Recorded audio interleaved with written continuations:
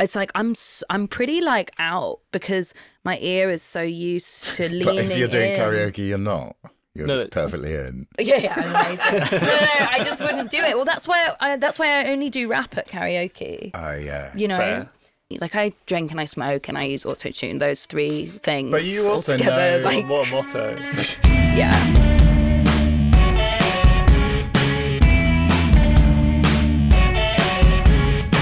This episode is being supported by Tape It. If you currently use voice notes to record your ideas, you should try Tape It instead. I remember you doing Did you do the gang vocal the same day? I kind of like ad-libbed that. Yeah, you were Good like, is this mental? It was like really it was exactly a half step away from being in tune with anything ever. So, but that was why it was great. And I was like, I'm not going to... No, you did tune it a bit. You did. I grabbed the whole gang and pushed it half a semitone. That's not auto-tune, that's fine. That's not Melodyne or auto-tune, no. It's very different. I guess another cool thing on BRAT is that there are those hard tune moments, but there are a few where there is really nothing and like barely any vocal production, which is... Yeah. Yeah, there's not really anything that's in tune on this song. Especially Charli, let's face it. The first bass, I think, is probably the only thing that's a pitch, and then, I mean, this guy certainly isn't. Do you remember when we listened to it for the first time? Oh, yeah, on the PA. Yeah, we listened to it on my PA in this like bar that I have at home. In your club. In my club, yeah. I have like a club kind of at home. And we were so excited because we'd worked on it all day and we'd just been working in the studio and we were like, this is awesome. We were just feeling like super, super good about it. And we were like, let's play it like in the bar, in the house, like really, really loud. We were so excited. And we put it on and we both sort of stood there. It was the gang vocal over that bass and it was pre-tuning it. Yeah, and it was pre-tuning it. And we were kind of listening for like about a minute and then we looked at each other and we were like, is this really bad? Like, because it was all like totally out of tune. Also, the room is like empty. So the sound is like knocking around the whole room. And we were just looking at each other like, are we crazy? Because about 5 minutes ago when we were in this like very soundproofed studio, we were having the time of our lives. And now we're like wondering whether we've gone insane. And then you tuned my vocal and it was fine. It was only half a semitone. It's nothing. Yeah, that always sounds good. Yeah, it's nothing. Yeah. But I think I was going to say, we can play that, not happening. Don't do that. I mean, just imagine what it's like now, but like more out of tune, you know? But Tuning's not my forte. But it's so cool because, I mean, I think actually you actually do sing really on pitch and then you just embrace it as an instrument and we can put that fiction to rest, I think. I've heard some of the early work. Yeah, singing. but you're right. The early work, I could sing in tune, but now I think I've gotten so lazy because I sing with auto-tune all the time. Like I never am not singing with auto-tune. But it's a writing unless tool I'm as doing, well. I mean, yeah, of course. But like, you know, unless I'm like doing karaoke, which I actively don't do for this reason, it's like I'm pretty like out because my ear is so used to leaning in. But if you're doing karaoke, you're not. You're just perfectly in. Yeah, amazing. no, I just wouldn't do it. Well, that's why I only do rap at karaoke. Oh yeah. You know. Fair.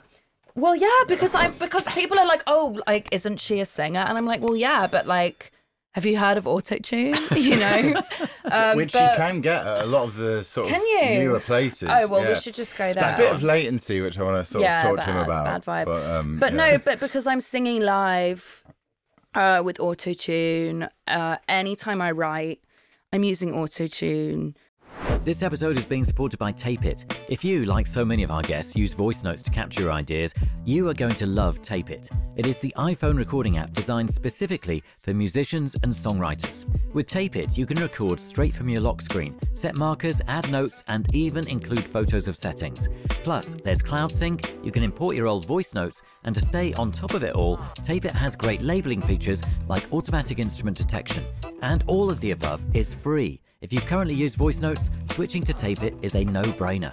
But that's not all. Tape It has the option to upgrade to using 2 microphones on your iPhone, along with gentler dynamic compression to give a much more natural sound than any of the usual apps. And we have a special offer of a whole month of this high-quality recording for free. Just head to tape.it/take notes to try it for yourself and see what a difference it makes. Anytime I'm cutting vocals, I'm using auto-tune. Like, you know, you get lazy. Like, you really, really get lazy because you kind of like can relax into a note rather than being super on. And I mean, there are some amazingly technical singers who do sing with auto-tune who are still like pitch perfect, but like that's not me. Like, I drink and I smoke and I use auto-tune, those 3 things. But you also together, know like, what a motto. Yeah. You also know like your 2 modes, so you'll be like, you'll try a thing. If it's not working, you'll be like, turn it off to auto-tune. Like for that gang vocal, you knew that wasn't needed. That wasn't your auto-tune. It wouldn't work with auto-tune, really. You want on that. I immediately knew that I wanted it to feel pitchy. Like, I think that was the charm, and that again, it's like in the same way the kick is hard because it's kind of imperfect, crappy in a way. Sorry, I don't know the technical word. Yeah. But like, it's like the same way with the vocal. It's like sometimes actually it can be really hard, like when, you know, it's a little bit janky and out of tune. It's like some of those like great like gang vocal moments in hip hop, like Gucci Mane's Lemonade. It's like that sounds so good because of the way that gang vocal sounds, you know. And I think this is like a similar There's also a whole legacy of like, I don't know, like Wigfield stuff and other things. Like that whole era, it's like, it's pre the widespread use of auto-tune. And also, it's amazing. I think people are always, when something is innately electronic, you then want to find imperfection somewhere else. Yeah. So you're either chasing out of tune LFOs, pitching keys, or in vocals, whether it's some modulation that's catching your ear, that is basically the human element of something that's innately not real. Yeah, and I think that's also like, you know, for BRAT, I think that's really important because I think there is important to have this like human kind of mistake element happening in the tracks, because I think that sort of like very much goes with the ethos of the record as well, you know.